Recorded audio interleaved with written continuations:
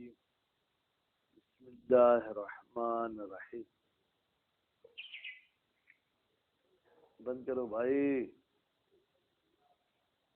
ہماری گفتگو حجیت خبر واحد. ہم نے کہا کہ سنت کو جب حکایت کیا جاتا ہے، نقل کیا جاتا ہے، یا خبر متواتر کے ذریعے نقل کیا جاتا ہے یا خبر واحد کے ذریعے. متواتر کے ذریعے اگر نقل ہو تو حجت ہے، اس میں کوئی شک شبہ نہیں.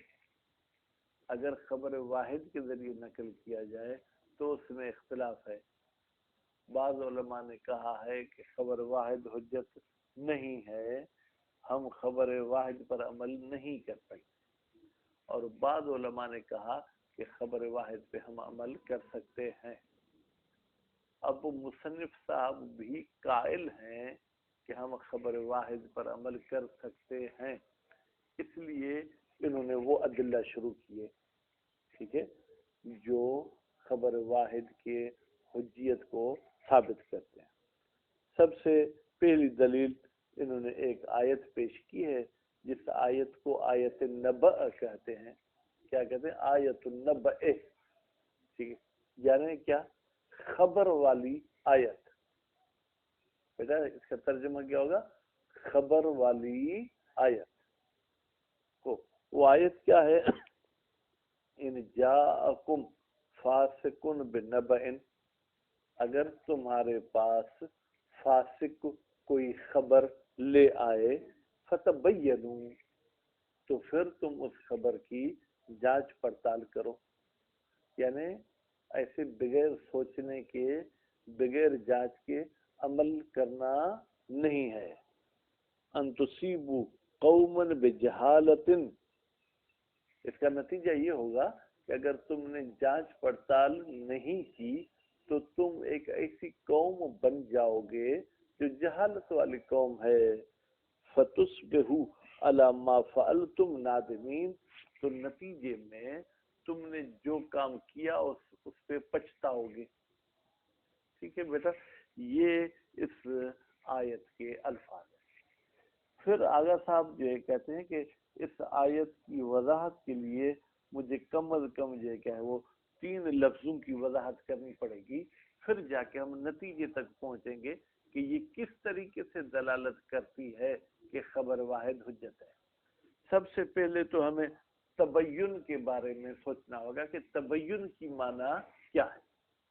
کہتے ہیں تبین کو عربی لحاظ سے لازم کے طور پہ بھی استعمال کیا گیا ہے اور متعدی کے طور پر بھی استعمال کیا گیا ہے. لازم کے طور پر استعمال کریں گے یعنی پھر اس کو کوئی مفعول کی ضرورت نہیں ہے.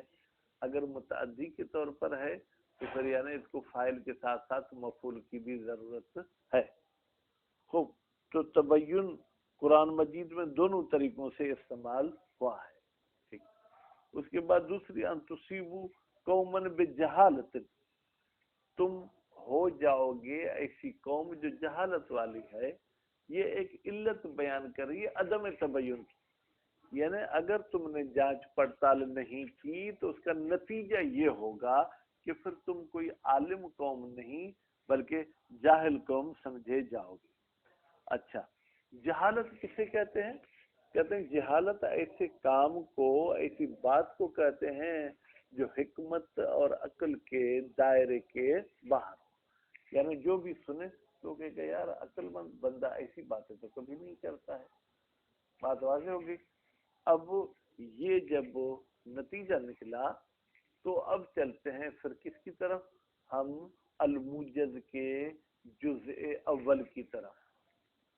مفاہیم اگر آپ کو یاد ہوں تو انہوں نے کہا تھا کہ مفہوم کی 2 قسمیں ہیں، ایک مفہوم موافق ہے، ایک مفہوم مخالف. پھر مفہوم مخالف کی انہوں نے آپ کو 6 قسمیں بتائی تھیں. ان 6 قسموں میں سے ایک مفہوم شرط تھا. مفہوم شرط کا مطلب کیا ہے؟ ان جاءکم فاسق بنبأ فتبینوا، اگر کوئی فاسق تمہارے پاس خبر لے آئے تو اس کی جانچ پڑتال کرو.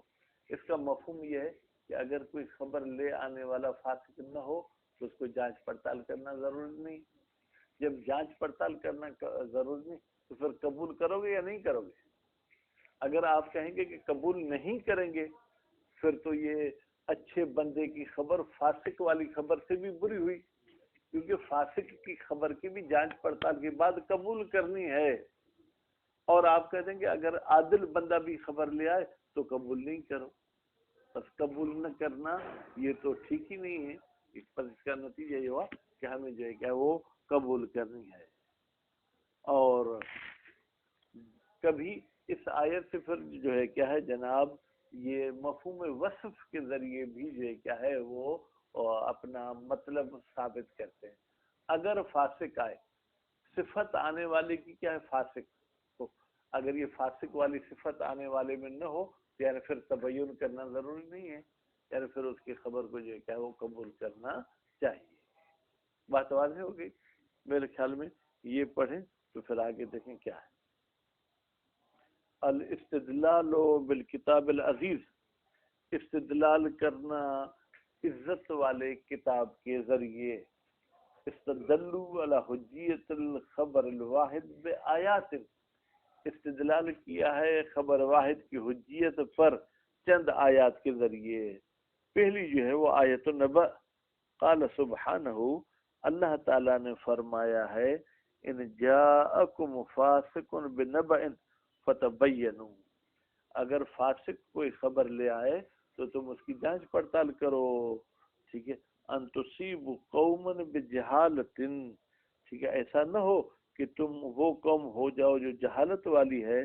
فتصبحوا علی ما فعلتم نادمین، تو نتیجے میں تم جو ہے کیا ہے اپنے کیے ہوئے کام پر پچھتاؤ گے. وقبل تقریر الاستدلال، استدلال کے ثابت کرنے سے پہلے نشرح الفاظ الآیت، ہم شرح دیتے ہیں تشریح کرتے ہیں آیت کے الفاظ کی.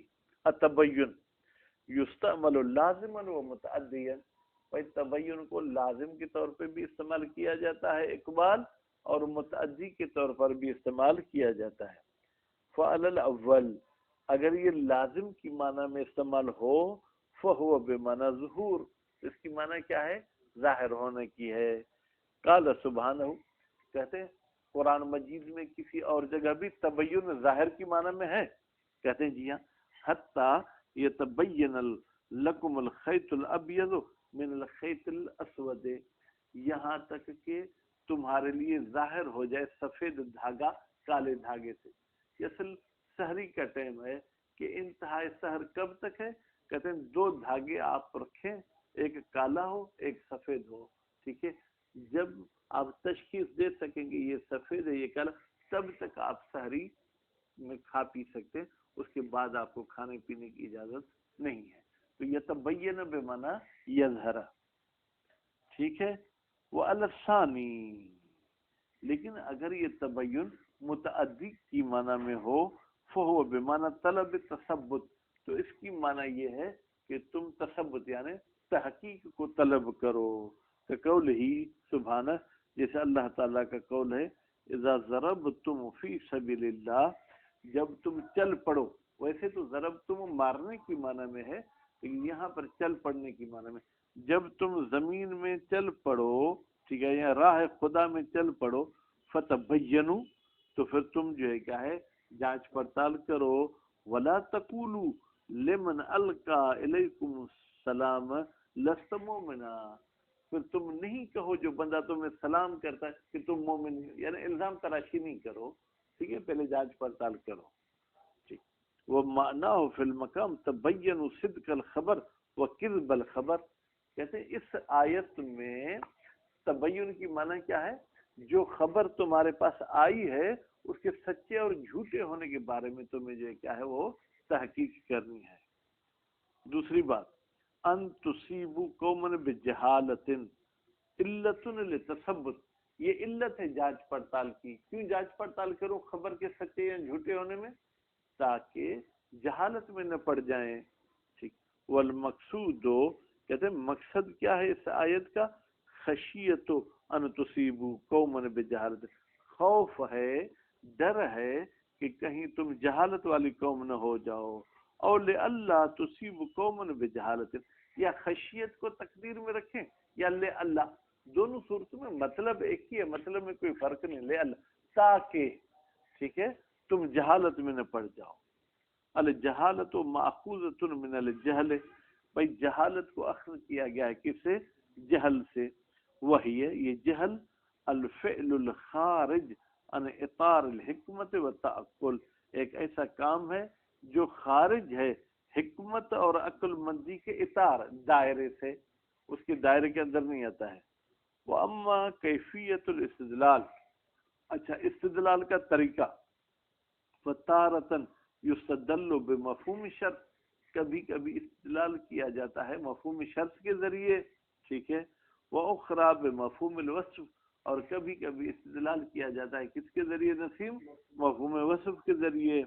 وَرُبَّمَا يَحْصُلُ الْخَلْطُ بَيْنَهُمَا، اور کبھی تو بحث کرنے والے کو جو ہے کیا ہے؟ خلط، یعنی گویا کہ مکس ہو جاتے ہیں، کہ کہیں کہہ رہا ہوتا ہے مفہوم شرط لیکن بحث وہی مفہوم وصف والی لاتا ہے، کہیں مفہوم وصف کہتا ہے اس سے پھر مطلب وہ مفہوم شرط والا لیتا ہے۔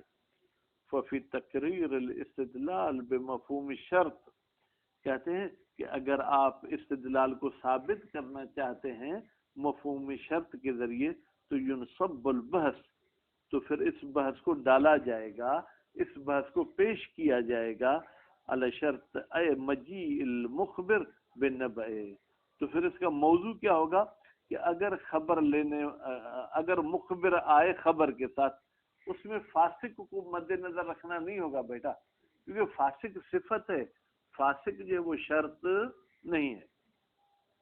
بخلاف الاستدلال بمفہوم الوصف، بخلاف اس صورت کے کہ آپ استدلال کرتے ہیں مفہوم وصف کے ذریعے، حیث ینصب البحث علی عنوان الفاسق، تو پھر پورے بحث کو پیش کیا جائے گا فاسق کے عنوان پہ، مقابل العادل، فاسق کس کے مقابلے میں ہے؟ عادل کے مقابلے میں ہے۔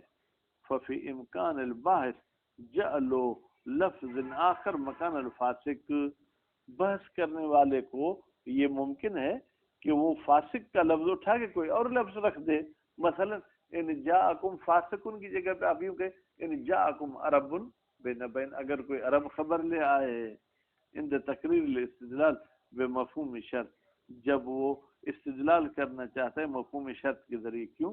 لأجل صیانت الفکر عن الخلط، تاکہ ہمارا فکر بچ سکے خلط سے، یعنی اس بات کے مکس ہونے سے۔